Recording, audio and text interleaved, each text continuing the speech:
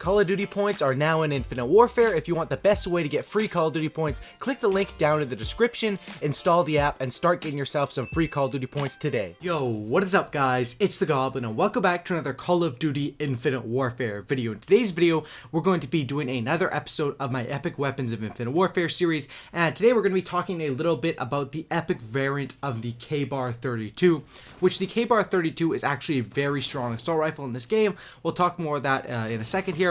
But first off, I want to say I'm going to have another episode of this series out later tonight, which is going to be for the Vault Goliath. So as soon as this episode hits 1,000 likes, I'll upload that next one. So I'd really appreciate if you guys could all smack a like up on this thing and subscribe to the channel if you guys are new. And of course, this series is sponsored by Free My Apps, which basically, if you guys want to get these epic weapons out of supply drops and get some free Call of Duty points for yourself, the link to that is down in the description. I recommend you guys all go click that and start getting yourself some free Call of Duty points. So this is for the KBAR-32. Now the KBAR-32 is a weapon that it has very high potential and it's a very strong weapon. However, the variants of this weapon aren't very good. Like the variants are sort of there's a good rare variant, but then the legendary variant isn't that strong. The common variants aren't that strong, and that's basically because if you look at a gun like the NV4, that gun, the base of it isn't as good as the base of the KBAR, but the NV4 has much better variants, when the KBAR has a much better base, but a lot weaker variants, and that's basically what I mean by that. This gun is very strong, and it did get nerfed about 2 weeks ago.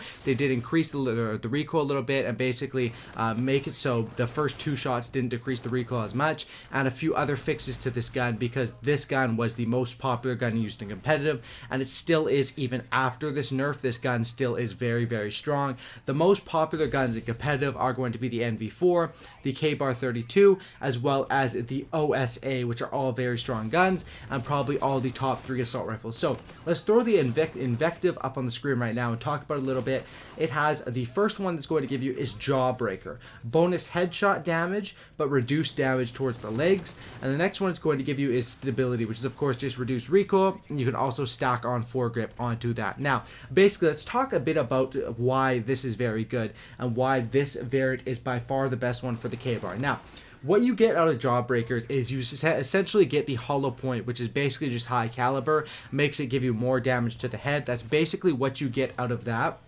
But, however, the drawback is you get reduced damage towards the legs. Now, the thing that a lot of people have a question about is when you have this Jawbreaker bonus headshot damage, can you stack on hollow point and get instant headshot kills, which you cannot do. When you have this variant and you're using the epic variant of the KBAR, you are not allowed to use the hollow point attachment. It just doesn't let you put it on. When you go to attachments, it doesn't let you put it on. However, if you're using any other variant of the KBAR, you can use that. So essentially what you are going to be getting with this variant is you are getting the hollow point attachment set built into your gun, but you're also going to have reduced damage towards the legs. Now, from my experience with this gun, that reduced damage towards the legs, first of all, you're not going to be shooting people in the legs very often with this assault rifle. Most of your kills are going to come to the head, the shoulders, the body, maybe the groin area, but assault rifles, you don't really end up shooting people in the legs so much, so that's not really an issue, and I've never really noticed that affect me in a gunfight. I've definitely noticed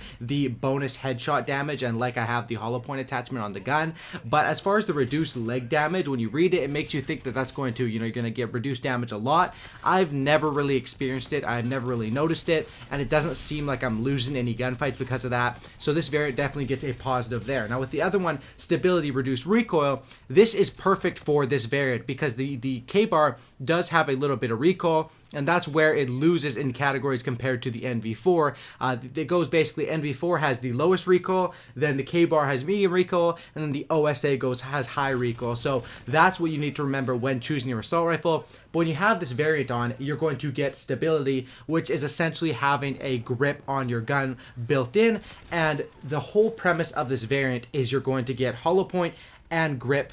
You're going to get those 2 attachments in different form. Obviously, they're not in attachment form, but they're in variant form, so you do not have to run them on your gun. I don't recommend stacking grip on top of this because this gun already has little to no recoil once you have this thing set up. So as far as a class setup I use with this gun, I use a normal class setup with the KBAR-32. I just run stock quick draw and grip, or no, that's not what I run in stock, quick draw and the silencer. And then as far as my attachments, it's the normal ghost, the normal dexterity, hardline, and marksman. And this is just a normal sort of class setup. The thing with this is it feels like your gun is stacked up and decked out on attachments, even though you only have 3 attachments, because of all of the bonuses you are getting from this epic variant. And I do think this variant is very strong, especially for the KBAR, because the KBAR doesn't have any other variants which are really good. So would I recommend spending the 4,000 salvage to get this epic KBAR?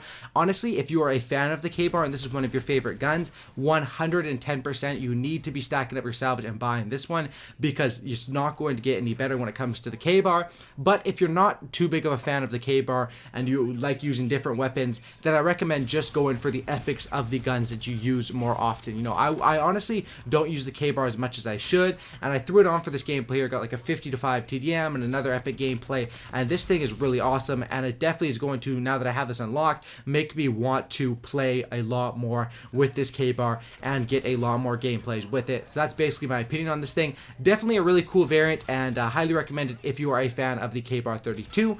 Hope you guys did enjoy this video. I'll leave you guys with the rest of this gameplay as well as my second gameplay here, and I'd really appreciate if you guys could drop 2,000 likes on this video. That would be absolutely awesome. Of course, I'm going to have the Volt Goliath episode out later tonight, and that as soon as this video hits 1,000 likes. If you guys want to get yourself some free COD points, link is down in the description, and enjoy the rest of the gameplays if you guys want to. If not, it's totally cool, and subscribe for Cookie and Don't Lookie, and I'm out. Peace.